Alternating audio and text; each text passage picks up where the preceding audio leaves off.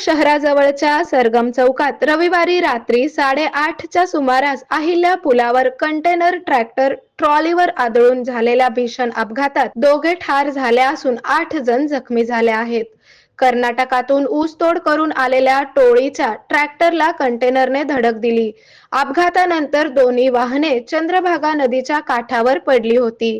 या अपघातामध्ये महादेव दिलीप काळे वय 50, राजू रमेश चव्हाण वय 40 यांचा जागीच मृत्यू झाला, तर लक्ष्मण राजेंद्र चव्हाण वय 38, सुवर्णा ज्ञानेश्वर पवार वय 45, अनिता भारत काळे वय 19, विनोद सुखदेव गोमटे वय 30, नाना हनुमंत काळे वय 32, देवांगी राजेंद्र चव्हाण वय 8, गुड्डन राजेंद्र चव्हाण वय 4 वरील सर्वजण राहणार जाळोली तालुका पंढरपूर हे जखमी झाले आहेत. अपघाताची खबर मिळताच पंढरपूर शहर पोलिसांनी घटनास्थळी जाऊन तातडीने मदत कार्य हाती घेतले.